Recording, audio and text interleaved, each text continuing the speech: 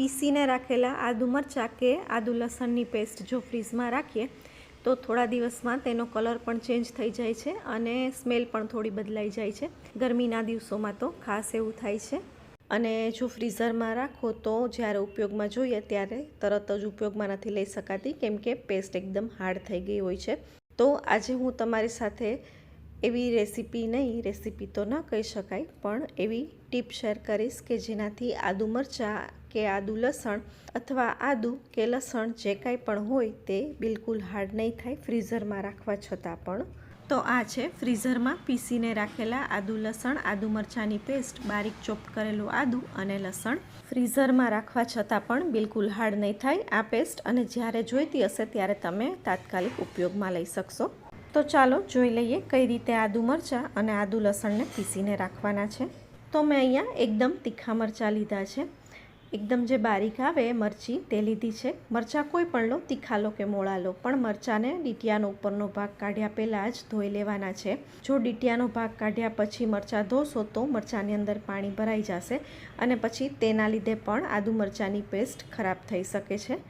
મરચાંની સાથે આદુ લસણની પણ છાલ કાઢીને મેં ધોઈને કોરા કરવા માટે મૂકી દીધા છે. ત્રણેય વસ્તુ એકદમ કોરી થાય પછી જ પીસવાની છે.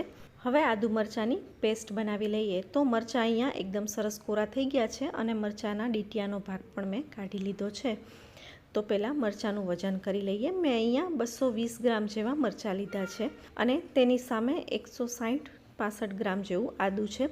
આદુ મરચાંનું માપ તમારે જે રીતે રાખવું હોય તે રીતે રાખી શકાય. આદુ વધારે કે મરચાં વધારે, તમારા ઘરમાં જે રીતે વપરાતી હોય તીખાશ તે રીતે આદુ મરચાં લેવાના. હવે આદુ મરચાં અહીંયા થોડા વધારે છે તો થોડા કરીને 2 બેચમાં મેં આદુ મરચાં પીસી લીધા છે. કોઈ પણ વસ્તુ નાખવાની નથી, પહેલાં એમ જ પીસી લેવાના છે. હવે આવે છે મેઇન ઇન્ગ્રીડિયન્ટ મીઠું. મેં અહીંયા સિંધવ લીધું છે. તો અહીંયા મીઠું અથવા સિંધવ તમે કાંઈ પણ લો, વધારે માત્રામાં એડ કરવાનું છે અને જેનાથી જ આદુ મરચાં ફ્રીઝરમાં રાખવા છતાં પણ બિલકુલ હાર્ડ નહીં થાય. તો પહેલાં મેં 1/4 કપ સિંધવ એડ કરી દીધું અને હજી બીજો અડધો કપ એટલે 1/8 કપ સિંધવ એડ કર્યું છે. હવે એડ કરવાનું છે 1/4 કપ તેલ.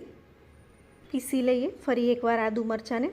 અહીંયા મીઠાની માત્રા જોતાં ઘણાને ડાઉટ થાય કે આટલું બધું મીઠું હોય કાંઈ, પણ મીઠાની માત્રા જો વધારે હશે તો તમે ફ્રીઝરમાં રાખી શકશો અને ફ્રીઝરમાં રાખશો એટલે બિલકુલ સ્મેલ નહીં આવે, કલર પણ ચેન્જ નહીં થાય જ્યાં સુધી પૂરા ન થાય ત્યાં સુધી.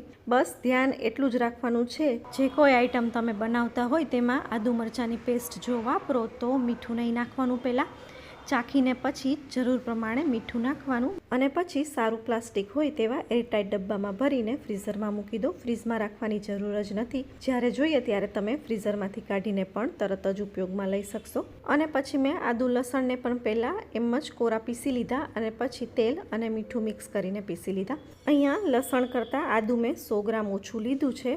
તેલ અને મીઠાની માત્રા કોઈ ફિક્સ નથી, પણ થોડું ચડિયાતું લેવાનું મીઠું અને તેલ, એટલે જ્યાં સુધી પેસ્ટ પૂરી ન થાય ત્યાં સુધી એવી ને એવી જ રહે.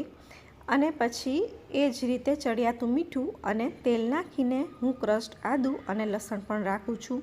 બારીક ચોપ કરેલા આદુ લસણ ચાઇનીઝ આઇટમમાં વધારે કામ આવે છે અને અમુક શાકમાં આપણે બારીક ચોપ કરેલું આદુ કે લસણ જોઈતા હોય કે બંને એ અલગ અલગ વાપરવું હોય કોઈ પણ શાકમાં, તો આ રીતે રાખશો તો વાપરી શકાય. અને પછી બધી જ વસ્તુને ફ્રીઝરમાં જ રાખવાની, ફ્રીઝમાં રાખવાની જરૂર નથી. ફ્રીઝરમાં રાખશો તો પણ ડાયરેક્ટ કાઢીને વાપરી શકાશે.